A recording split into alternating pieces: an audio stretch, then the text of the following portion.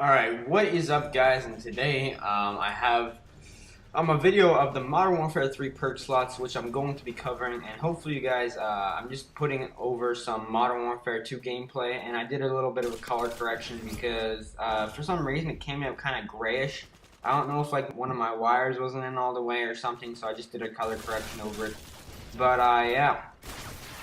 So with Modern Warfare 3 coming out fairly soon, I think there's going to be a lot of people, as soon as they get the game, they're going to be seeing what perks are good, what's working, what point streaks are going to work good, what guns work good with what attachments. So I decided to cover the Tier 1 perk slot today. 5 perks each slot, just like usual. Most of the perks are they're fairly similar to the last games. They made some changes, not like I shouldn't say didn't make huge changes. They made a whole new perk, I think, in 1 or 2 slots. But yeah.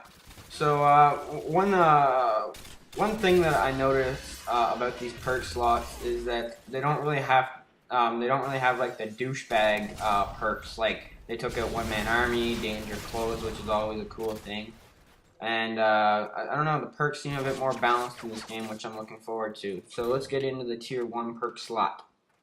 The first one in the Tier 1 perk slot, which is usually the blue perks, is Extreme Condition, also known as Marathon.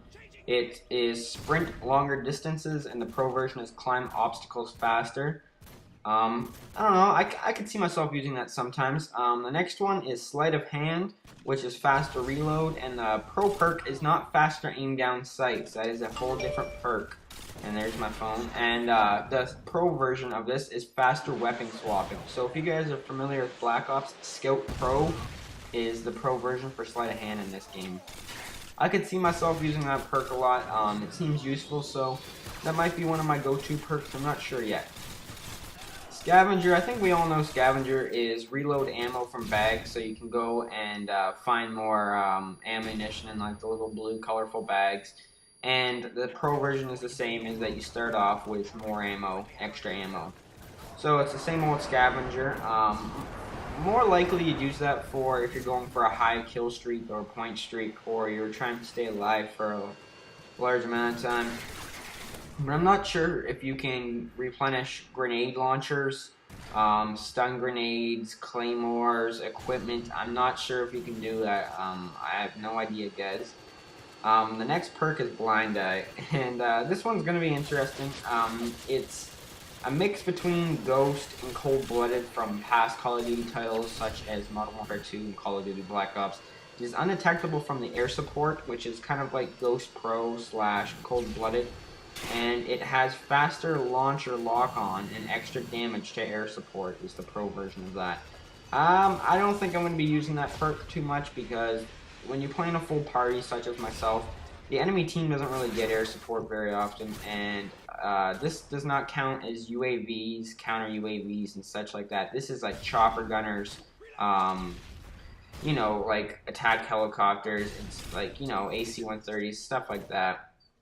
And the last perk in this perk slot is Recon, which is explosive damage marks target on the HUD, and the pro version is bullet damage marks target on the HUD. Just kind of like Battlefield, once you shoot the guy, it kind of has like that little info thing where it shows where the guy's kind of going to. Battlefield has it, so I guess they thought it was a good idea, and they bring it in the Modern Warfare 3. So my thoughts on the perk slots for the Tier 1. I don't really see myself, to be honest, using the Recon, which is the explosive and bullet damage on the HUD. I don't think that'd be too useful for me. I guess it depends. I don't know. I don't really see myself using that too much. Blind Eye is, like I already gave you guys the definitions. I won't be using that too much because the enemy team doesn't really get air support very often. And the faster launcher lock-on, I don't really have a problem with the time it takes to connect to the air support. It's not really that long, so I don't really know why you need faster lock-on to air support. Scavenger. I could see myself using Scavenger, and this is one point I want to make about Scavenger. I believe it is in the second tier slot hardline, is one less kill for a kill streak, and the pro version of it is 2 assists count towards 1 kill. So if you get 2 assists in 1 life, it has to be in 1 life, and it counts as 1 kill. Now, if Scavenger, you can replenish stun grenades. You could just throw them everywhere and be running hardline and getting assists like crazy, right? Just throw them in there and get the assist, and you can getting kills just by throwing stun grenades all day. So it depends on if Scavenger lets you get stuns in like your equipment and frags and grenades and stuff like that back. I think that's going to be a big part. They haven't really confirmed that if you can or cannot yet, which I think is going to be a big game changer for me. If you can, then I might run Scavenger more often than if you wouldn't be able to replenish those sorts of items. Sleight of Hand, yes, that's pretty much in the tier 1 slot. Sleight of Hand is pretty much my go-to perk, I would say. Faster reload and faster weapon swapping. Over any other perk, from myself personally, I think that right there, Sleight of Hand, is more useful, and it, like, in my personal opinion, it is the perk that's going to be most useful for me. Some people say that Sleight of Hand is just a waste of perk. I don't understand that, because I find the reload faster is very useful, because I like to get up in people's faces. I don't sit back and camp all the time. I like to run around and, get my kill streaks fast and stuff like that. So I think Sleight of Hand is going to be really good, and I think I will also be using Extreme Conditioning, sprint longer distances, and climb obstacles faster, so it's pretty much Marathon. Marathon, I like Marathon. There was a phase where I went through where I always thought, well, you don't really need Marathon because you don't need to be running around everywhere, but the conclusion I've come to for the Modern Warfare 3 perk slots is that Sleight of Hand and Extreme Conditioning will be the perks that you'll see most people use in the first tier.